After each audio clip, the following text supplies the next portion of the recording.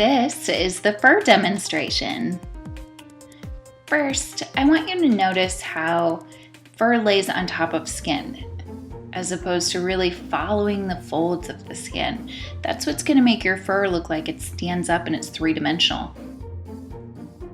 So starting with that domestic cat eye, I'm using my HB pencil. That really hard pencil will make thin, sharp lines.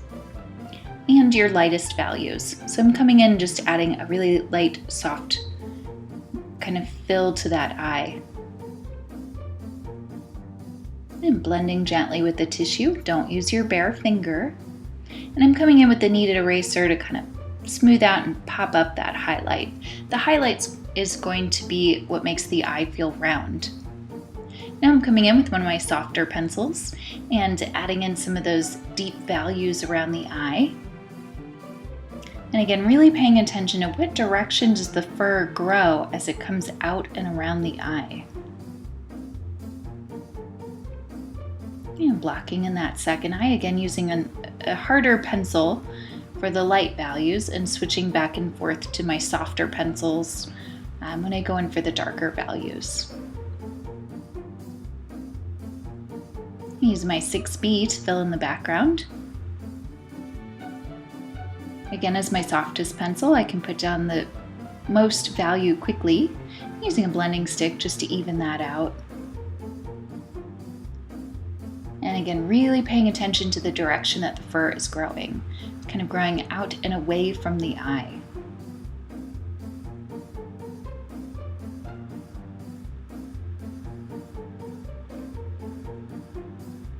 All right, now take your time with those details around the nose.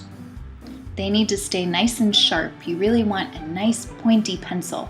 Take time to sharpen your pencils frequently for better results.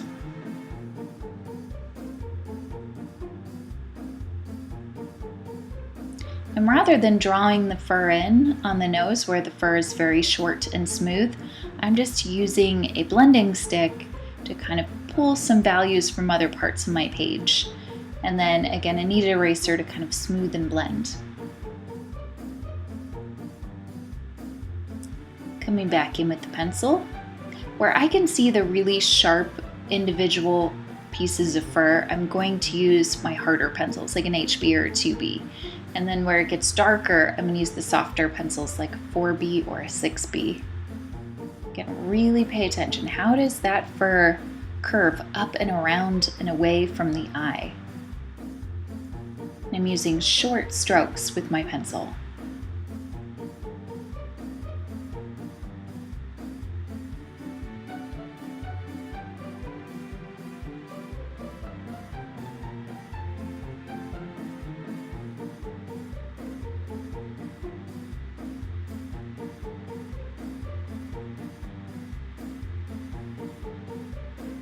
Again, really looking at the direction of the fur, out and away from the face.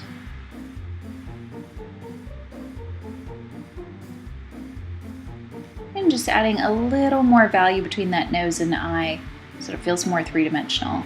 Now I'm coming in with the tissue and just softening up around the face. And coming back with the kneaded eraser to sharpen up and put in some of those smaller details.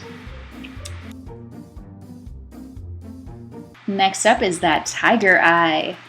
Now, again, I like to start with the eye, but it's totally up to you. There's no wrong way to do this. You could work from left to right across the picture if you wanted to. I like to work out and away from the eye shape.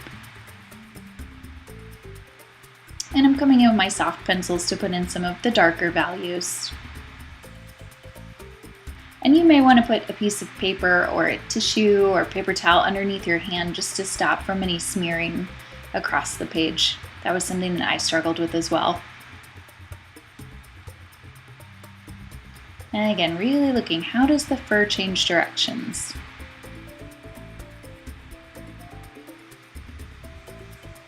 With the tiger, he's got very distinctive stripes, so I want to spend a lot of time carefully looking at that reference image. Don't make up any information. Work directly from the photo. The more often you look at the photo, the more accurate your drawing is going to be.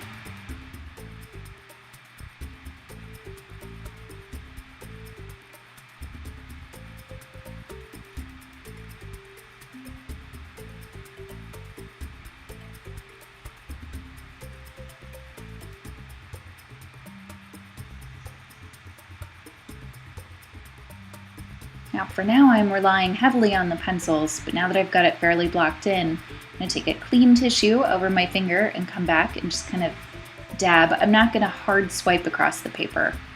And then I'm going to come back in with the kneaded eraser and just pop up some of those highlights. You know, where's this tiger the lightest and brightest across this fur? And go back and adjust any values. But there you have it. Now you give it a try.